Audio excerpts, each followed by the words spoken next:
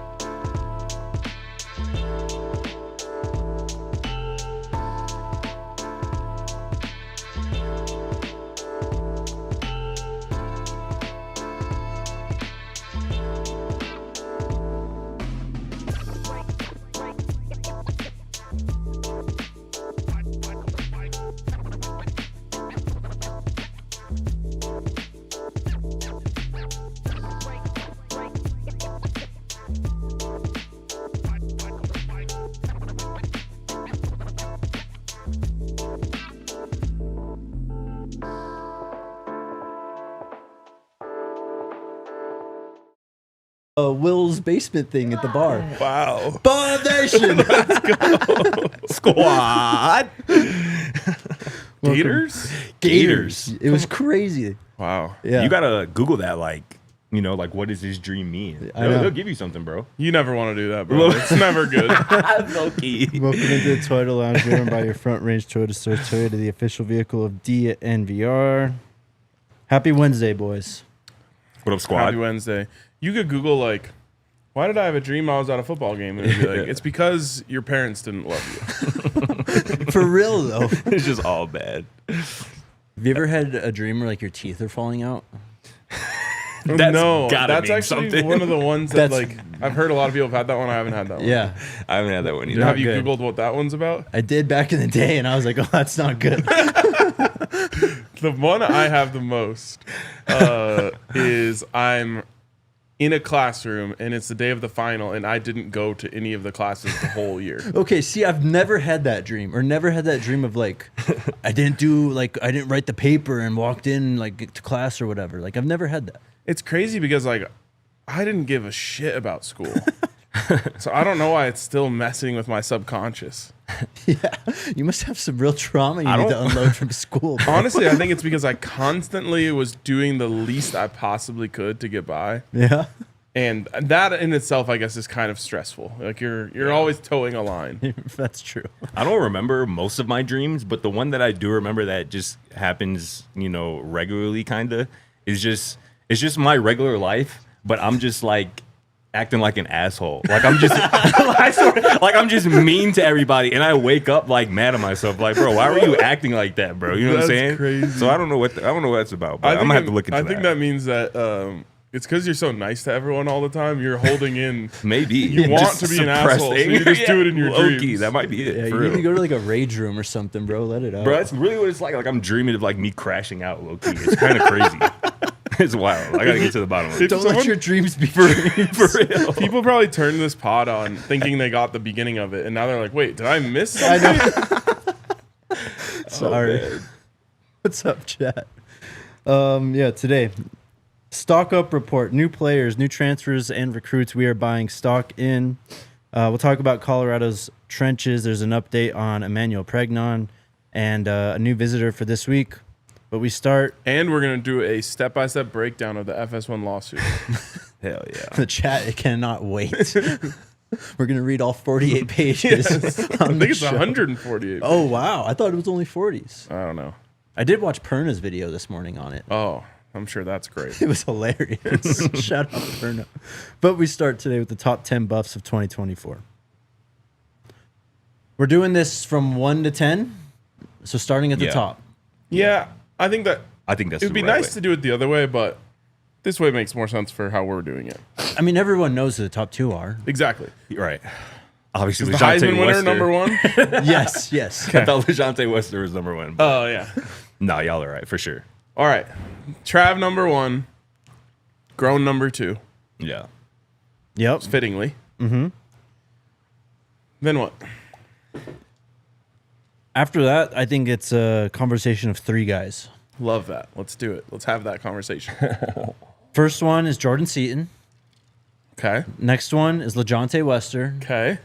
And after that, I've got Nikhai Hillgreen. Okay, so before we get into that conversation, is there anyone else who needs to be added to this conversation? For the third best player on the team this season. Cam should be in this conversation for the third best player. That's where I was going to go. Yeah. I wouldn't put him there because I put LeJontay Wester as number 3 for me personally, but Cam is definitely right there in that range for sure. I mean, what he did as a leader on the field as well. I mean, no doubter for sure. Top 3-ish guy in 2024. All right, so we know your pick. Yeah. I'll make the argument for Seat then. Okay. I mean, he's transformed this offensive line, really. He anchored that left side and just gave him something to kind of bank off of and scheme off of at that left side. Really was awesome. I mean, I don't think he had the best bowl game, but other than that, for 12 games, he was pretty solid. Not solid. Above solid, yeah. He was great. Hell yeah. Hardly allowed any pressures. I don't know how many sacks he allowed, but it couldn't have been many more than like 2 or 3. And we'll have this conversation too at some point this offseason, but he's like the new leader of the team, I think. He very well could be. Face of the program from a player perspective, I think. And this is something I don't know if we've actually talked about on the show before. Maybe we did when he committed or something, but I feel like offensive lines are grouped together too much. Yeah. In the sense of like, well, how good can one player be on the offensive line? They're only as good as the other guys. That is not true for left tackle, I don't think. Yes. And when you have a elite left tackle, it changes what you can do from an offensive line standpoint. The most common one I would say is to like slide away from them, right? Right. You're saying you're not going to have any help on either side of you because we're going to use all of our guys on other than you to block these 3 or 4 guys on this side. Yep. And what happens there is you get easier protection if that guy can hold up one-on-one. Basically giving the pass rusher a two-way go because they can go inside as far as they want to a certain extent, or they can go around them. That'll become even more of a thing as Jordan Seaton progresses.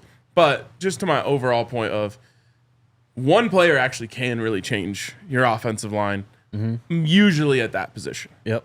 And he did. I think I go LeJontay. And I think the tiebreaker for me between any of these guys is just production. That's fair. He produced so much. And when we got LeJontay, he kind of answered a question for the offense that was, when Travis isn't out there, or if you don't have him in that moment, who's your go-to guy? Or if he's doubled. Or if he's doubled, exactly. Who's your go-to guy? Who's the guy who can really take advantage of it? And LeJontay was that and more. He was explosive. He was reliable. He was clutch. He was crisp. I mean, I can only think of like one big mistake that he made, and it was in the Nebraska game. Like, the dude was just, you could count on him so much. Yeah. And Shedeur really did. And so to me, he kind of elevated the offense to a level that it couldn't hit necessarily last year. He was everything you just said he was, bro. And that's why he's my pick for this number 3 spot. I mean, 10 receiving touchdowns, almost 1,000 receiving yards, 74 catches. And the reliability that you mentioned is really the biggest thing for me. Shedeur trusted him, more than anybody, I would feel like, aside from obviously Travis Hunter. And that was so evident on third downs. That was so evident in the red zone. And again, when this team needed a big play, when this team needed a first down conversion, more times than not, again, if it wasn't Travis, Shedeur was looking at number 10. And more times than not, number 10 came through. In addition to the fact that, he obviously returned a punt return for a touchdown as well. So, I mean, he was everything that I thought he would be coming in, and then some. So, aside from Shedeur and Travis, LeJontay Wester was the buff for me in 2024. I think it's the right pick. I do think the other guys that we mentioned do have a case, but Especially Seat. Yeah, I think it is pretty clear that LeJontay, outside of 2 and 12, was the best player for Colorado this season. I think we might be on different pages now for number 4. Maybe. Okay. So first and foremost, I think that a defensive player should be here.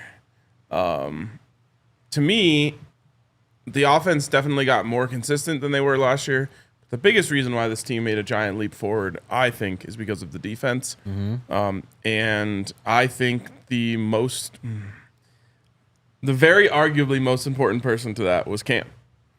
And it's a combination of things. It's one, his leadership, which is obvious. Two, his playmaking ability, his, the way, how sure of a tackler he is, how smart of a football player it is. There's this other thing that I saw show its value throughout the season, and that was buy-in with Coach Livingston. Cam bought in 100% to what Coach Livingston was doing. Yes. And I think it was infectious for the rest of the defense to see a leader like that. I mean, we normally talk about, a quarterback giving his offensive lineman credit or a coach giving the players credit, and Coach Liv does that a lot.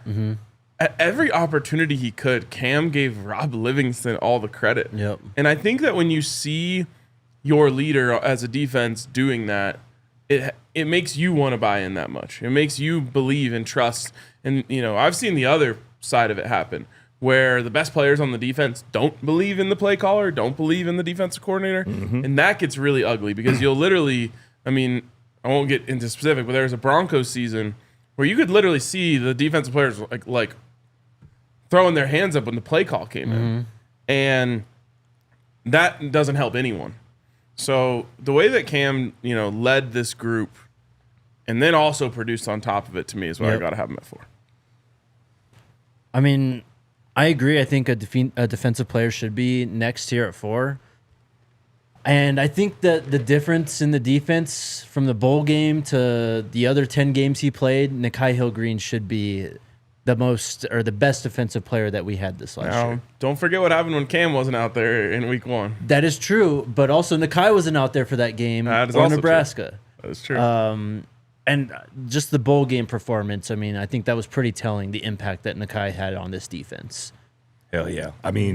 So your pick is Nikhai here at the 4 spot? If you have to pick a defensive player here, all due respect to Cam, love the guy. Nikhai, I think, was the most impactful defensive player this season. You're breaking the tie. We don't need to conflate. I don't think we need to conflate arguments here. I don't necessarily think that a defensive player has to be here at number 4. They don't. I was just saying for me. For sure. No, I hear you. But I had Seaton here at number 4. For a lot of the reasons that you mentioned, in terms of there being one guy pretty much transforming a unit that the year before was dreadful. And for that guy being a true freshman, for that guy transforming his body from, when he first arrived in Boulder to when the season started to where it is now, he was the best offensive lineman on the team. I think that's just a fact at this point. Again, for a true freshman to have that, I think is unreal. And that's why I think, again, at this point, for me, I'd have him at 4. And I don't know what that does for us here. All right. With 3 different answers. I have a proposal. So you had Seat at 3. He's got Seat at 4. Yeah. I'm willing to go Seat at 4 on the condition that Cam is 5. That's perfect because I had Cam at 5. So that's perfect to me. That's fair enough. That's fair. Hell yeah. So 1, Travis, 2, Shedeur, 3, LeJohntay, 4, Seaton, and 5 was Cam. Yep. Yeah. Cam got to be top 5. And I think 6 is Nikhai. Yeah. No doubt. You mentioned it, Jake. From week 3 on, this defense was absolutely legit. On 3rd down, in the red zone, stopping the run against some very good Big 12 running backs. And Nikhai Hill-Green was a big, part of that. In terms of tackles, 2nd on the team, 82 total. 53 of them were solo, 2 sacks as well, 4 pass deflections, an interception as well. This man was absolutely all over the field. And again, it kind of pisses me off every time I think back that he didn't start the season as a starter. That still didn't really make sense to me. But again, as soon as he was inserted into that lineup, this defense changed dramatically in a positive way. And again, he's at Alabama now for a reason. He's a dog. Yep. Well, and just to your point about him not starting, I think that some guys are just gamers. And that's hard to determine in fall camp. I personally refuse to believe that Nikhai Hill-Green wasn't being Nikhai Hill-Green in fall camp in practices before the season. You know what I'm saying? Yeah, we weren't there. So we only know from what we heard from inside. And True. he was wasn't getting a lot of buzz. And he was a late addition, too. It's true. Like, it wasn't till, I think it was the day of the spring game that he committed. That is right. So, and then we interviewed him not long after, and I don't even think he was in Colorado yet. So, yeah. Could be it. Part of it. That could have been part of it, just learning the playbook or just figuring out what's going on when you move across the country, basically. Yeah, for so. sure. Again, the way he put pads on folks this season, I'm talking about at least once a game. I'm like, ooh, up in the press box. Like, ooh, I know that one hurt. Yeah. I'm always laying the wood all season. Honestly, that helped the defense build an identity. Mm-hmm. Like, yes. So many times in the first quarter of the game, I was like, oh, the boys brought it today. Yeah. Because they were just physical. Them first 2 weeks defensively, like, I love that point because what was their identity? I mean, we were like, what is this defense the first 2 weeks? NDSU pretty much went up and down the field on them. Yep. Nebraska obviously did what they wanted, particularly in that first half. But, yeah, from that point on, though. Baylor did, too, for a bit, honestly. Yeah. And HG really changed things. All right, let's take our first break, and then we'll finish building out the top 10.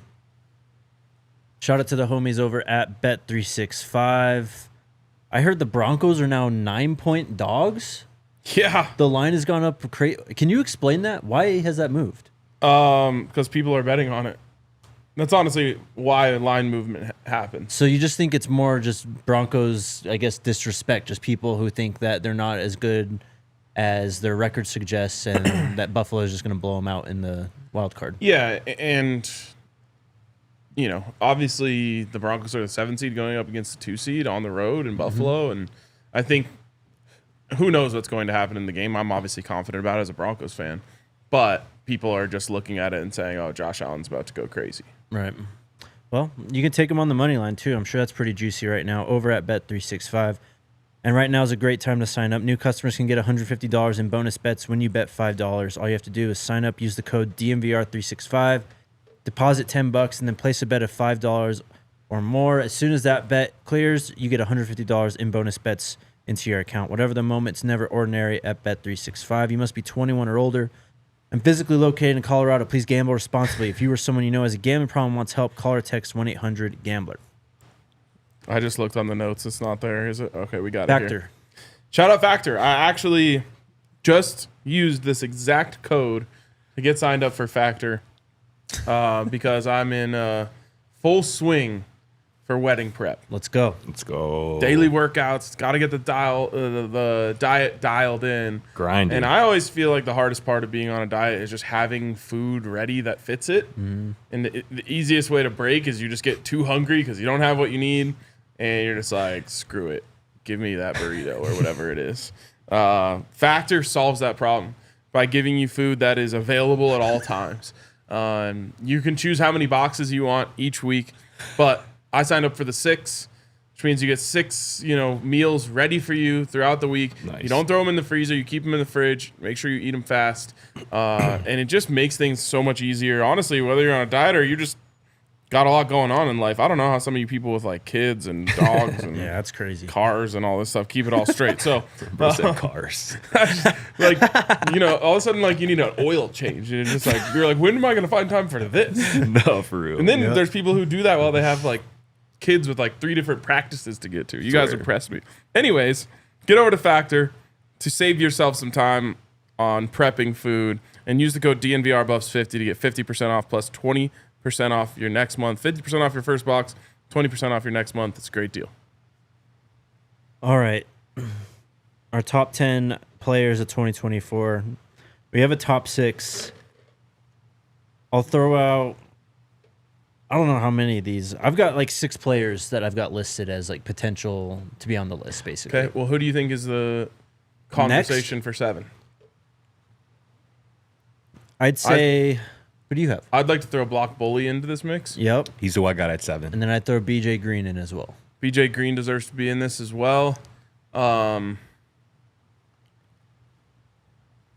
Yeah. I got Block Bully just from the simple standpoint of this team couldn't stop a nosebleed last year. Particularly, talking about 2023, obviously. Particularly in the run game. In Shedeur and Nquanko, we knew what he was capable of doing coming from Houston, and he did all of that and then some. At the interior of that defensive line was a disruptor in the run game, obviously, was a disruptor in the pass game, pushing that pocket on opposing quarterbacks. He also balled out in the bowl game, which is another underrated kind of storyline because obviously the team didn't perform well, but he absolutely balled out against BYU. Got at least a sack, I think, tackle and a half for loss. Damn near 7 total tackles. He absolutely balled out, capped his college career off the right way before he heads to the NFL. But Chidozie is also a big reason why this defense, this run defense in particular, was so improved in 2024. Yeah, you said it really well. And the only thing I would add is just that it was a big problem for this team last year. In the same way that we're giving Jordan Seaton a lot of credit for helping fix the pass protection. Block bully, was such an important contributor to slowing down the run. Definitely. No, I agree. I mean, well, and one last thing, the games that we struggled in were all games where we struggled to stop the run. Right.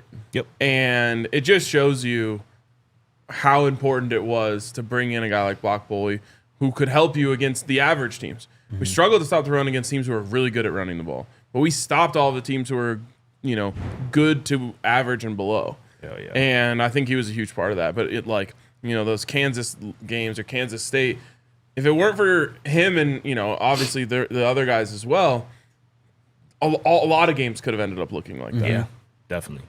No, that's true. And I think that the success of Chidozie is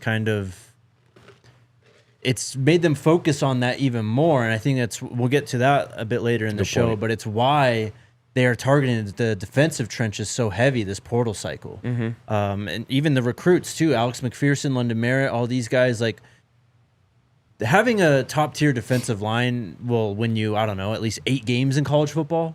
Like look at what Michigan did this year. Honestly, they didn't have a quarterback. They didn't have an offense, and they won 8 games. Yep. Hell of a point. Okay, so Chidozie 7, BJ at 8. That's what I had. Hell yeah. Do you know he had a career year in terms of sacks? Yeah. 7.5. Yep. Another one, it was just like, he's part of a group who elevated this pass rush. Right. But kind of he almost feels like a linchpin for it. And it's like an addition who really elevated the group and I think created opportunities for the guys lined up across from him and super consistent, I felt like week in, week out. I don't remember a time, and maybe I just didn't notice it, but I don't remember a time sitting and watching a game saying, where is BJ Green today? Right. No, I mean, I think you could have said that maybe early on, but I think, as we talked about with Nikhai and with Cam, like there were some injuries, there were guys who weren't on the field yet. There was a lot of figuring out the defense in like the first month of the season. And I remember someone asked BJ Green about that at a press conference. And he mentioned sacks come in bunches, and then he finished the season with 7.5 sacks. And that has to be, I mean, I'll put it up right here. I'm looking at it now, because I was going to go through it. He had at least a half sack in 6 of the Buffs' last 8 games. Yep. So he was dominant down the stretch, and 2 of those games were 2 sack games. He had 2 against Kansas State. He had 2 against Texas Tech as well. A forced fumble, obviously, in 2 games as well against Arizona and Texas Tech. I mean, that's really what this defense needed, like one bona fide proven, productive pass rusher who you kind of know what you were getting. And it took him about 4 games to really get locked in and feeling like himself. But once he was locked in, starting with that Kansas State game, he was one of the best pass rushers in the Big 12. I mean, you don't luck into 7.5 sacks, and he's going to be a pro for a reason. So BJ Green was a hell of an addition, and he's a top 8 Buff 2024 for sure. 12 TFLs for him last year too. Elite. I've got 4 players left. We'll obviously have some honorable mentions, but 4 players, 2 slots. I've got Levanta Bentley, DJ McKinney, Arden Walker, and Colton Hood. It's a good group. What about Preston Hodge? Preston Hodge, sure, yes. I had Preston and DJ next in my head, and I also think Will Shepherd has a case to be in this mix. Okay. His 6 touchdowns would have matched the highest of anyone last year. That is true. Crazy. So, nothing to scoff at. 6 No touchdowns is legit. That's legit production, especially for being the 3rd option on offense, at least in terms of yards. And some, like, big timely touchdowns, too, especially the UCF one. I mean, that whole game was monumental for them, but 2 against Utah. Hell yeah. Yeah, he had some really impactful games. I'd probably say though, I kind of like DJ here. I was going to say DJ or Bent. Bro, stop looking at my list, bro. I can't. I was messing with you. Is it but even up? It was. But I agree with you, bro. I got DJ at 9. All right. I had DJ at 9. Again, we're talking about when you have the top corner pretty much in college football on the other side of you, you know you are going to get targeted. And DJ McKinney was plenty of targeted in 2024. And he, more times than not, he showed up to the occasion. I mean, what? Second on the team in pass deflections with 8 of them things. Second only to Travis Hunter, 3 picks. He returned one of them for a touchdown against his former team, Oklahoma State, which was a hell of a moment. And also, too, my man was solid in the run game as well. I mean, 4th most tackles on the team in 2024, 61 total tackles, 43 of them solo. And again, that's just kind of a product of teams maybe not wanting to go at Travis. You're going to get a lot of action, whether that be in the run game, whether that be, in the pass game as well. DJ McKinney, again, we expected a lot of him kind of playing on the opposite side of Travis Hunter. And he showed, like Coach Prime has been saying, that he's a future pro. DJ McKinney balled out. I'm excited for his future. Yeah, I agree. I mean, I think he got better as the season kind of progressed too.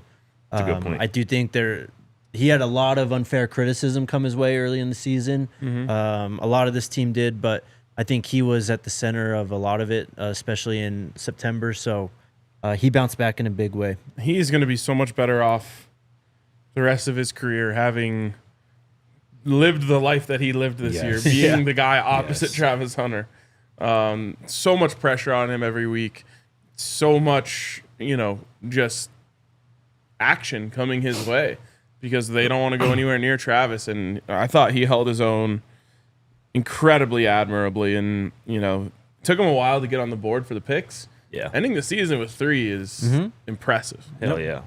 And again, not to look too far into the future, but for a secondary that's losing Travis Hunter and Cam and Shiloh, I think the secondary has potential to be really good again in 2025 with DJ, Preston ostensibly coming back. Obviously, Colton Hood, who we all love, Tawfiq Byard at safety. And we'll see who kind of slots in at the other safety spot. Some couple guys up in that running, but secondary has potential to be really good again in 2025. Last spot, number 10. So before we get into... By the way, DJ McKinney's pick 6, only defensive touchdown of the season. That is Cam crazy. have one? Oh, Cam you're did right, have you're right. one. Yeah. They don't have him listed on here. Yeah. We had...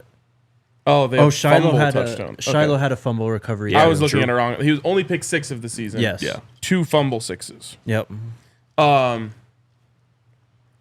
Before you say it, number 10, I think there's some guys who deserve to be honorable mention. And, for example, Colton Hood. I think, I don't know how to explain this without sounding contradictory, but I think Colton Hood is one of the 10 best players on the team. But he didn't have the opportunities. He just wasn't one of the top 10 of last year. Yeah. Yes. No, that makes sense. Okay. So, to me, he's honorable mention. Yeah. Not because of anything he did, really. Right. He just didn't have as many opportunities as some of the other guys. Yep. That's I hear fair. that for sure. If we're doing all honorable mentions, guy we talked about before the show, Arden Walker would definitely be a guy that I would recommend for honorable mention. He had a really good season quietly. 4.5 sacks, 33 total tackles, 23 of them solo. Again, kind of another guy, kind of maybe the story of this defense for particular guys really came on, strong late in the season. 2 sacks against Texas Tech. Had at least a half a sack in what's that 3 the last 5 games this season in 2024. So I'm really excited for Arden Walker, which I believe will be his senior season in 2025. He'd be honorable mention for me for sure. And I felt like he was the most disciplined edge defender on the team. I would agree. I mean, Arden the last 2 years, if he just clears that final hurdle to become a starter, like linchpin on the defense, I think he really could be an extremely impactful player because he's always shown it in spurts. Yeah. The last 2 seasons here at Colorado, it's just putting it all together, I think. So who's 10? Mike, I think for me it would be Preston. I think it might be Bentley. For me, it's Bentley. Okay, you guys win. But go ahead. What's the case? Well, Yeah, we actually have to take a break here. Well, okay. What? Go ahead. Take the break. All right, let's take our break. Shout out to the homies over at Live Well. It's a good time to be in Colorado. I missed it. Mostly because of my friends at Live Well. Wow, not us. Nah, you guys, I mean, you're, of course, but my live well homies, they know how to take care of me. They got 25 Colorado locations, great staff too, always willing to help find exactly what you want because they got tons of stuff. And you can get 25% off a select item when you mention the code DNVR25 in store. You can also just put in an order online, super quick and easy online ordering and pickup process. But shout out Livewell. They're one of the best dispensaries out here in the state for a reason. And they're Jake DNVR approved. Did you just call yourself in the third person by your Twitter handle? I'm doing an ad read. I'm trying to, what do you want me to do? Also, shout out to Elevations Credit Union. They are at Ryan Koenigsberg approved. And mostly because of the Go Buffs Visa Signature Rewards Card. The only official credit card of CU Athletics and the single sexiest credit card in world history. Just an unbelievable look on that thing. And that the one on the screen's not even the best one. And that one is actually the second sexiest credit card in world history, which is crazy. They got the top two. Yeah, it's like Colorado. It's a 1-2 punch. So get over to Elevations Credit Union. That's the only place that you can get the Go Buffs Visa Signature Rewards Card. Go to buffscreditcard.com to apply and see full benefits and details. Speaking of sexiest credit card in world history, I went to my first suit fitting yesterday. For the wedding. How'd it go? Bro, we were working on what that thing's gonna look like. Might be up there. I'm going to be fresh. I'm already knowing. Yeah, there's going to be some like buff, like, I don't know what it's called. I can't give any spoilers because there's a chance Allie can watch this. And she, since I'm not allowed to see the dress, right. I decided, fine, you're not allowed to see my suit. I love that. So it's going to be a full reveal on wedding day. And more men should take that approach. I don't know if that's a common thing, but that should be. I love that.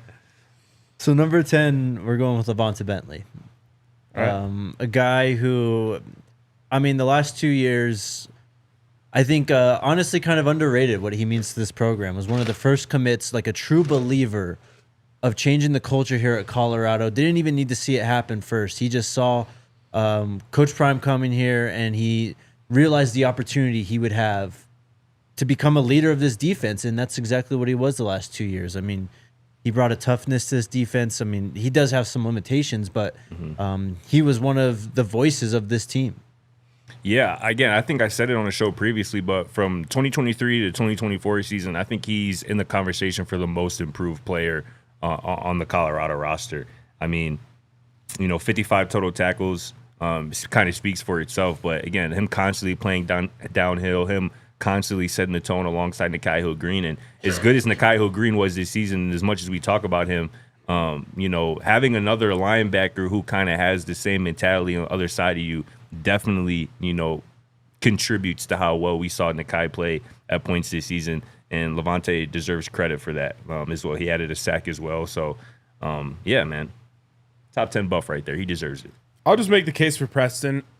I think that slot corner is arguably the hardest position on the defense. Yeah. Yes. And if you are weak in that position, you can get exposed, especially by good passing teams. And I felt Preston, like week in, week out, when he was out there and healthy, I felt like we're good. We're going to be fine in that position. And then on top of that, I think you can make the argument that he had the most important play of the season. For sure. Absolutely. In that interception against UCF, which felt like it just calmed everyone down and reminded them, like, we're the Buffs. We're going to go beat the shit out of them. Yep. You can make a case for the Hail Mary or whatever. But that one felt like a real moment for me, and so I'm excited for Preston. And I think there's a good chance that he's going to be a Buff next year. Yep, hopefully. Honorable mentions, we already mentioned Colton Hood, Arden Walker. I'll throw out Isaiah Gustave, though, because I think he kind of really stabilized this offense at a time where Micah goes down. Dallin's not really giving you too much, and then we already went through the Charlie thing, and it was kind of like Isaiah has to be something, otherwise we are completely screwed in this running game. And I thought he gave him a nice, timely burst. I think we all want the running game to be better, but he at least showed some juice and some life to it and some optimism coming into this season. I think it's a fair point. And it's kind of crazy to look back and see that he averaged 4.5 yards per carry. Yep. At 4 touchdowns. And you're right that if he wasn't there during that, stretch, it would have been bad. Yeah. It would have been bad. So I think that's good. I think he deserves some credit. I'll definitely put Will Shepherd in the honorable mentions. Maybe even Draylon Miller honorable mention. For sure. How about Alejandro Mata? Yeah. Honorable mention. Yeah. 12 for 15 on field goals. Perfect on extra points. And was a unfortunate sack away from potentially setting the record for most consecutive made field goals. Yeah. Yeah. So I think we hit on a lot of the right names there. Any other honorable mentions? I think we're good. There you go. All right. I have a take from that. Okay. Other than Jordan Seaton, at no point was any offensive lineman mentioned. No. Mm-hmm. That can't happen next year. Yep. It's true. They just, I think it's, and I think they actually did improve the entire line from 2023. And it still wasn't enough. Yep. Because I think the starting point was so low. And while they were able to get guys who were solid contributors, they weren't able to get a running mate with Jordan Seaton to kind of like really solidify this thing. Pretty much everyone else got shuffled. I think everyone else did get shuffled at some point. And so next year, I think one of the biggest points is just to try and find some continuity from a week-to-week basis and find at least one, hopefully more than that, but one more guy that you can count on. This guy is holding down this spot for the whole season. I completely agree, bro. And I would just say that I wouldn't expect it, although I wouldn't rule it out, I wouldn't expect it necessarily to come from the transfer portal. I would expect it to come from the high school ranks, whether that be a Chauncey Gooden or potentially a Carday Smith. Because, again, I mentioned this before. I had, my former college ball coach, Dan Larson, who's now at NDSU, tell me week one, it's hard to find good offensive linemen in the transfer portal. They're typically in the portal for a reason. And I feel like we've seen that, particularly over the last 2 years, just watching Colorado and the guys that they brought in. No offense to any of them. Some of them have absolutely worked out and been impactful contributors. But I feel like that's the next step is recruiting from the high school ranks, these elite offensive linemen who can, line up alongside Jordan Seaton and match his level of play. Yep. I think they know that too. Yeah, for sure. Yeah. And just a couple things. SN Services, Cash Cleveland, honorable mention. I think if there was a offensive lineman who was going to go into my honorable mention, it would have been Cash, just based on what he did with his opportunity. Right. And then another, who was it? Josh mentioned Carter Stoutmeyer. And, especially during the time that Shiloh was injured, I thought Carter really represented himself well, and I'm super excited for the rest of his career. Same. I mean, last guy, but shout out Keaton Wade too. Yeah, that's another one. I mean, it was only half the year. Kind of in the Colton Hood category. Exactly. But I think he ended up finishing, he was half a sack behind Arden Walker to be the second leading sack getter on the team. So, and he'd played in 6 games. Yeah. Crazy. I'm sure we might get into this, but the youth on that defensive line, that pass rush room is pretty scary for the Buffs in 2025, and that's scary in a good way. Real quick before we do that, though, offensive line wise, we talked about Emmanuel Pregnon yesterday. On 3 mentioned Ole Miss and Colorado. Well, now they're saying he's going to visit Tennessee and Oregon.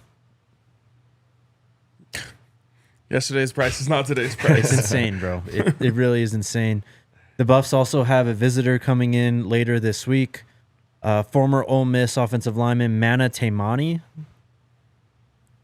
Any criticism? I thought you could have done a little better in the pronunciation. But this is clearly a depth target for the Buffs. He started his career at Wyoming, went to play JUCO, probably has that extra year of eligibility now, but the last 2 years at Ole Miss, played in 16 games, primarily on special teams, but 6'5", 305 pounds. And he and Pregnon were teammates at Wyoming. Yep. Oh, were they really? Yep. There you go. But yeah, I mean, So we talked about it yesterday. You, Alex McPherson, right? Was what you talked to Cliff Hill about, and you got another one coming out. But you mentioned it. One of the real strengths of this team this year was the front sevens, particularly the defensive line, and how they were able to take over games. Yeah. And I think that kind of gave this team a blueprint to be successful on defense moving forward. Investing in the trenches. I mean, this is not breaking news or anything. Everyone knows this, but you got to go get these guys, man. You just have to. Hell yeah, and they've done it again. Both developing guys, bringing guys from the transfer portal, and obviously recruiting. From the high school ranks. I tweeted this out yesterday. Just kind of the room, the defensive line room, the edge room for Colorado, what it's looking like, at least at this point for 2025, because we assume it's probably going to change a little bit before the season officially kicks off. But, before I get into the list, sack production, Colorado led, obviously, the Big 12 in sacks last year. They're returning more than 50% of that production. I mean, guys like Arden Walker, we talked about, 4.5 sacks. Tajay McCoy and Keaton Wade each had 4 sacks. Amari McNeil, who I'm very high on the defensive line for the Buffs in 2025, had 3.5 himself. Samuel Kalola is also back. He also had 3 sacks. You know what I'm saying? So there's some real talent that we already know has produced on the field. And obviously some guys who are coming in as well. We talked about Jaheim Otis from Alabama, who's been productive, not this year, after taking his red shirt, but under Nick Saban, he was very productive for 2 full seasons. Gabriel Lightfoot from Fresno State has been one of the most productive defensive tackles in the Mountain West the last couple of years. Tavian Coleman, who the Buffs just picked up yesterday from Texas State, also very experienced and productive. And you mentioned at the top, a couple of these freshmen, I'm expecting at least one of these freshmen on the defensive side of the ball to really make an impact. We've seen offensive freshmen the last 2 years under Coach Prime make an impact, this year with obviously Seat, Draylon in 2023, obviously with Dylan Edwards and Amarion. But I think 2025 is the year a defensive true freshman kind of really makes an impact. And whether that's Alexander McPherson or a London Merritt or even a Christian Hudson, I feel like one of those guys in that front seven is going to be a problem for opposing offenses in 2025. And that's super exciting. Love it. Do we want to do a stock report, or do we just want to? I think we'll save it for another day. Okay, we can do stock report tomorrow. Oh, you were bothering us for a segment. Crying about a third segment. It's way better to push segments than to be sitting here with 20 minutes left going, well guess we're talking Julian FS1. Lewis. You didn't know we had 5 minutes off the top about dreams, bro. Facts. Well, I almost texted you guys about it yesterday. I was like, I'll wait till tomorrow. And Hey, so I remembered. So that list that I put out yesterday, defensive lineman edge. Yeah. Who's y'all one player that y'all most excited to see in 2025? Transfers included, or is this young Everybody. guys? Everyone? Yep. For me, honestly, it's Amari. I feel like he's in for a big 2025. I feel like with a full-time starting opportunity, I feel like he can be one of the best interior defensive linemen in the conference. I feel like it's Tajay McCoy. Oh, you took mine. I feel like it's Tajay McCoy. Is going to be a problem, man. 4 sacks last year on limited action is impressive. He's so fast, He is, man. Yep. It was him or Sammy Sachs for me. Yeah. But yeah, London Merritt too is also another guy that I'm really looking forward to seeing. Yes. We'll be talking about him tomorrow for sure. Definitely. He's a dog. Definitely. I can't say you took mine because you're a staunch McCoy guy. It's been a minute. Yeah? Yep. Okay. Crazy. Yep. Quincy Wiggins is a good one too. I hope we get something from Quincy Wiggins because I do think that there's something there with him. Boy, does he look the part. Yes, he does. All right, let's go to the chat. Get to questions. Demetrius, how much of this dreaming is after a Curse Valid light? question. This was actually not alcohol induced at all yesterday. Do you notice your dreams changing based on like what you eat, what you drink, what you consume? Yes. Yes. Yes. I don't think I really do. I will say some like if I overeat, I notice that in my dreams. It's not eating. I mean, I figured I knew what you guys were both getting at there. Yeah, but no, I've never really had that. There's certain people who are like, oh, I can't eat that food, it gives me like I get nightmares every time I eat it. That's crazy. I've never experienced it with food. Right? Yeah. Have you? No. Have you ever ate something and be like, yeah, just fuck my No. dreams up? But some nights after a few Coors Lights, there have been some wild dreams. I think that's when the teeth falling dream happened to me. Yeah. Shelly asks, any word if Preston is coming back? He had a JUCO year, right? We think so. I think he needs to announce that he's coming back, though. Yeah, I think we'll just remain hopeful. Yeah. But who knows? I think I'd be willing to say it's looking good. I think so as well. Yeah. I for sure thought once we found out that Block Boley had another year of eligibility that was going to happen. Well, and then he declared like a day after I that. know. Yeah. That's how I think a lot of these go. The guys, the season ends and they're always like, man, I do have one more year. I could come back. Mm-hmm. And then they talk to someone or they just think about it and they go, yep, it's time to go to the NFL. I think we talked about this last year, but like once you declare, it's over, right? It's not Pretty like the much, NBA yeah. where you can like kind of dip your toe in and come back. Yeah. Okay. But when is the deadline to declare for the draft? Do you know, Scotty? I don't. Because You should know, bro. You still could go. January 24th. So we basically still have I'm dead. 2-ish weeks. I guess if you want to decide to come back, you can do that up until then. Cool. So, Shelly's asking, but they don't have to know their draft grade before they go to the NFL. Don't they have to know? Oh, don't they? I don't think so. Then you just send it. Right, but I wonder if she means more like shouldn't they? I mean, I would say so. Yes, but I think with the resources that they have at Colorado and the connections that Coach Prime has and the rest of the staff has, like these guys have a pretty good idea of what the league thinks of them before they decide to go or not go. Yeah. That comment from Heaven's Demon's hilarious. What do you say? We'll get to it. Kamada asks, Scotty, your suggestions on Greens not starting is due to your experience as a former player or facts available to you? Talking about Nikhai? Nikhai, At the beginning of the year? Has to be, yeah. He's saying like, is your assumption that he wasn't showing out in practice based off of your own experience that like guys who are like that you can tell?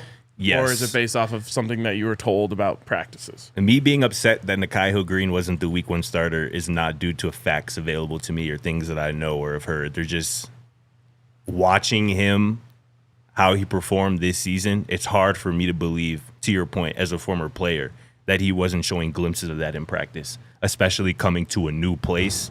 You typically want to come out and prove that you belong and kind of set a tone and kind of prove to everybody around you, your new teammates, that you're really like that. And Nikhai strikes me as a guy who from day one would have been doing that. And yeah, I guess it's just a bit unbelievable to me that he kind of waited until after the Nebraska game to turn it on and show the coaches, his teammates, that he was the best linebacker on the team, Yeah. So that's kind of where my thoughts on that are. Some of the comments talking about Cam Ward apparently He declared. did last year, yeah. And then there's the agent thing, but I thought the agent thing was an NBA type of thing. Yeah, I thought that as well, but Especially because all these guys have agents now with right, NIL. exactly. Maybe there's like paperwork that you, like obviously just saying you're declaring for the draft on Twitter is different than filing the paperwork and submitting it. Did you find a Right. date for that? Yeah, January 24th. But Okay. like with Cam, like he's just like done with the football program now. Like, you know what I mean? Because he's a senior. Like he's just out of the football program now because his eligibility is up. Right. So I don't know if there's like you can leave the football program and I'm pretty sure you can come back if it's before that deadline date. You Okay. know what I mean? Yeah. But also like some of these guys are still in school. Exactly. Yes. Facts. I remember being in class with a guy before winter break or whatever, and I was like, "Oh, like, are you gonna take the like second lab or whatever next?" Yeah. He's like, "Nah, man, I'm preparing for the draft." In my head, I was like, "No, you aren't, bro." Yes, he was, bro. He was preparing. He was preparing for something. Left school to for nothing. Like you're still here for free, bro. Take advantage of it. Let's scroll up to Heaven's Demons. Oh comment. yeah, you gotta read that. Shit's hilarious. He says, I ate the spiciest wings this place had, like waiver level spice. Had a nightmare that it caught on fire. Very That's wild. interesting. That is crazy. That would scar me, bro. We enjoy very spicy foods. Yes. I've never had that happen to me, though. No. Bro, that's like worst night. Like in terms of like worst ways to die, getting caught on fire like has to be like top. That and drowning, bro. Yeah, Gotta I swear, be up bro. there. Like that's got to be up there for sure. Not to make it heavy, but thinking of there are people out in Southern California that watch the show. Yeah, and, jeez, swear. man. Have you seen like the pictures of like people flying in? Yeah, it's insane. Scary. Say, I mean, I was texting kind of like all my friends and stuff that live out in LA last night, and they're all just kind of on pins and needles waiting to see if they were gonna get the call. Insane. I heard there was like 90 mile per hour winds and stuff, like blowing that thing through the valley and all that. Yeah, and apparently it was high wind advisory for the next 48 hours last night. So scary stuff. Mother Nature, man. Check in with us if you're in Southern California. Praying for y'all. Sure. Are there any other questions? Quanell's here. Here's a question for you guys though. Spoke too soon. Right? Low key. What? About how we were gonna need any more segment ideas. It's okay. Coach Prime yesterday, he quote tweeted the Titans parting ways with the general manager tweet, said, "Wow, eyeball emoji." Yes. What does that mean to you? Just I saw this. We're keeping an eye on things. He then also quote tweeted the New York Jets completing an interview with Rex Ryan again for their head coaching position with the 100 emoji. Is that how old Rex Ryan is? Or how many times he's been hired in the NFL and fired? Bro, that's a crazy one. When was the last time Rex Ryan was actually a coach? Buffalo, I think, like 2016. Almost 10 years out of Let the me league. see. He was the Bills coach before McDermott. I'm pretty sure he was. Wow. I think He that's was right. the coach of Buffalo from 2 years, 2015, 2016. After He's has not been a coach. Was he Pretty a much a coordinator or anything after that? I don't think nope. so. Been out of the league for almost 10 years. And on TV, which He's is been almost doing worse. TV. No, literally, his coaching career ends after the 2016 season on Wikipedia. I think he said something today where it was like, Ben Johnson, like, you're all right, man, but I think I'm better, like, pretty much. Oh, please. Like, bro's really going all out to sell himself to the Jets or whatever franchise. And we were talking about it yesterday at the show, like, if you're a franchise and you decide to make Rex Ryan your next head coach, man, God bless you. Yeah, only the Jets. I also did watch the first two episodes. What's Rex Ryan's Madden rating? Like head coach rating? Yeah, just because they didn't trade for Jerry Jeudy because his Madden rating was too low according to his kid. Now he's a Pro Bowler. Yeah. I did watch the first two episodes of Coach Prime last night. Ooh, Either of you? nope. No. Not yet. You're in there a lot. Let's go. A Crazy. lot. I think that I'm guessing that my appearances end shortly thereafter. I mean, like I said, I only watched the first two, but it's a lot of arcade in Let's there. go. You're basically Crazy. like the narrator. I think you're in the intro too, bro. That's hard. Hell yeah. I wasn't expecting that, to be honest. Heaven's Demon asked, has anyone tried the Dragon Sriracha and compared it to the original Sriracha? Can't say that I have. Have you? Have There's you broken it out yet? another box. I think this is what he's referring to. Somehow, when we were gone, I think a box was opened on our behalf. Because there's another box of Sriracha upstairs. Really? Yes. Interesting. I got to grab one. No, I do not. I've got another bottle I'm working through right now, so I gotta finish the one in the fridge. Was I supposed to take one home? Yeah, did you not? I never did that day. Yeah, no. I just completely forgot. Where did it go? I don't know. Bro, you 'Cause just left a bar it of was- gold? Because it was during the game. Yeah. Whenever Chargers Broncos, I think. Yep. Oh, And right. it was like during the game, like you brought it over. I'm like, oh yeah, it's dope. And then at the end of the game, I just ended up leaving and forgetting about it. It definitely wasn't left downstairs. I got to get it. All right. No, I've not tried it. Alyssa, have you tried it? Yeah, not the dragon one. No. The dragon one is the one that's upstairs. Okay.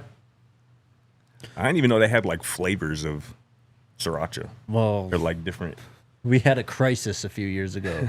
This is why we're in this situation. Yeah. Bro, I bought one sriracha from the store, quote unquote. Yeah. It just tasted like ketchup. There's some bad. The one I have in the fridge right now is like super garlicky. No. I don't like that. It tastes great to me. College Bound CFL says, where do y'all think Shedeur ranks all time as a college quarterback? Wow, that is It's a heavy question right very hard to remember, to think about off the top of your head.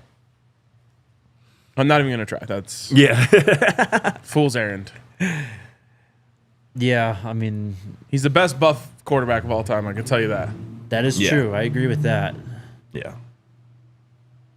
It's just going to be hard to put like some very elite quarterbacks who have either won a Heisman or won a national championship Right. behind him. Right. Like But- statistically, he's probably up there. though. Right, no doubt. Yeah, the thing I the thing I would push back on with that is like most of those guys went to Fair. blue blood programs and were surrounded by Right. incredible talent. Fair. Shedeur went and did 2 rebuilds. Yep. Yeah. But easily over 10,000 career passing yards, easily over 100 touchdown passes, and he's got to be around 70, if not higher, completion percentage in his career. Yeah. I mean, first would year be- 65, and then he had 69.3 last season. The other 2 years are above 70. There's no way that you could defend any take you have on this in 5 minutes. No. No. That's true. No chance. This would take us hours to go through, and we'd be like debating, like, okay, well, who goes first, Johnny Manziel or Joe Burrow? Like that would be like the first 10 minutes. Yeah, I was going to say, Not like, saying number 1 overall, I but could probably name like 5 or 6 that like we can't really put Shedeur over. And I mean, again, that's just 5 or 6 just off the dome. You know what I'm saying? Yep. who's number 1 for you guys? I have an unpopular opinion on number 1. Is it Johnny? Yeah, it is. The best college quarterback is Cam Newton. It's Johnny Manziel, bro. But I mean, yeah, him, Vince Young, Tim Tebow, Cam Newton. You know what I'm saying? That's 5 right there. Yep. That and Lamar, Lamar, Deshaun, like yeah, Baker. But I mean, yeah, we could do It's this all hard. day. Right, We could do it's this all hard. day. yeah. Bo Nix. Okay. Calm down now. The culture asks, what do you think about Bill at UNC?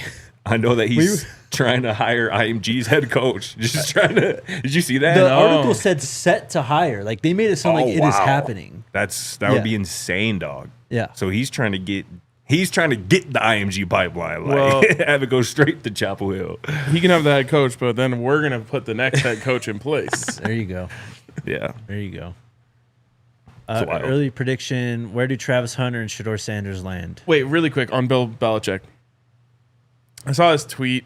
God, the person doesn't even deserve for me to remember who tweeted it. But they were like, Deion Sanders hasn't been to a high school in 5 years. Oh, Bill see that. Belichick's Jesus, already I been saw that. And I'm like, let me know when Bill Belichick gets the number 1 player or the number 1 offensive tackle or arguably the number 1 quarterback in a recruiting class. And then you can start doing this comparison bullshit. Or just like, imagine Bill Belichick walking down Colfax right here, and then imagine if Coach Prime did it. Yes. That's exactly why, like, there's a difference. Yes.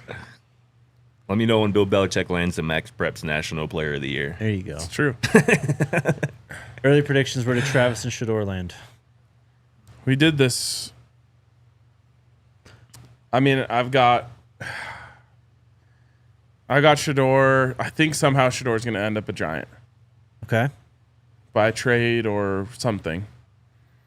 I think he's going to be a Titan. I think Shedeur is going to be a Titan as well. Okay.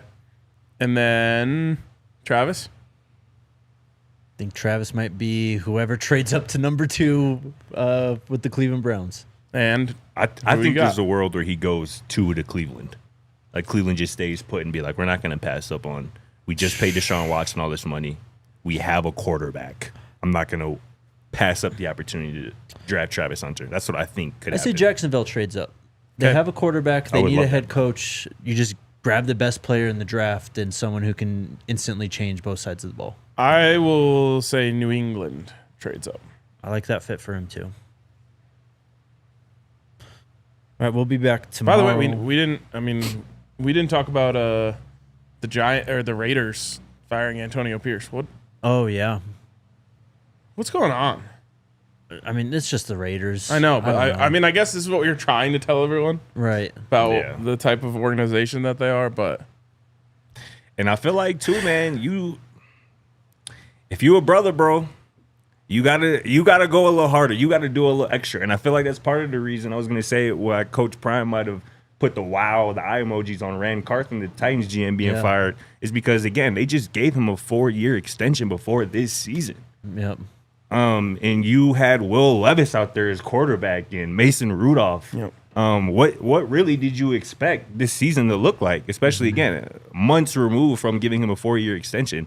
And again, I feel like that was part of the reason that Coach Prime reacted to that, because he's like, here's another brother, gets in the job, is there for less than 2 total years, and now he's out of a job. Antonio Pierce, just last year, everybody was clamoring like, he did a hell of a job as the interim. I mean, that team was dead, and he got them playing riled up. And now he's out of a job after a season where you had Jimmy Garoppolo and Aiden O'Connell and Gardner Minshew. Yeah. And now, again, this next Titans GM, which I'm going to go on a limb, is probably going to be a white man, is going to have the first overall pick, probably Shedeur Sanders. You know what I'm saying? This next Raiders head coach, probably a white man, is going to have a full cupboard of stuff to work with. And that could have been Antonio Pierce. That could have been Rand Carthon, but it's not going to be. And that's unfortunate. Yeah, I mean, spot on, I'm man. glad I brought it up because you cooked. It's crazy. How many years did they trot Josh McDaniels out there? At least 2 or 3. I think it's at least 2. Yeah, I mean, That dude came in there and we knew he sucked. exactly. Same with Dennis Allen too. They had a lame duck year with him. Oh my God, how Where it was he like- the Saints coach for this long? that too. Like, how is he still in New Orleans? Yeah, It's wild. yeah, it's some nasty work going on. And we didn't even talk about Gerard Mayo. Add him right into that list. Didn't we talk about him yesterday? I think we did. Yeah, I'm just talking about this conversation today. But yeah, Gerard Mayo's right Gerard there as Mayo well. one is even worse. It is. like Handpicked by Bill Belichick. handpicked. Yeah, like oh. And then what Coaching did- and waiting is gone after 1 year. And then what did they expect to happen? Right. Exactly. You just drafted a quarterback. Like, even Denver didn't expect this. Like with Bo Nix as a rookie quarterback. Like, I don't know what New England could have possibly expected when you have a roster as depleted as theirs and you just got a new quarterback. Yep. Wild. We'll be back tomorrow. I love that we talk a lot of the NFL draft now on this show. It's a fun time. It's gonna be fun. It's great. See you guys then. Let's go Buffs. Let's go Buffs. We all silly like the mayor.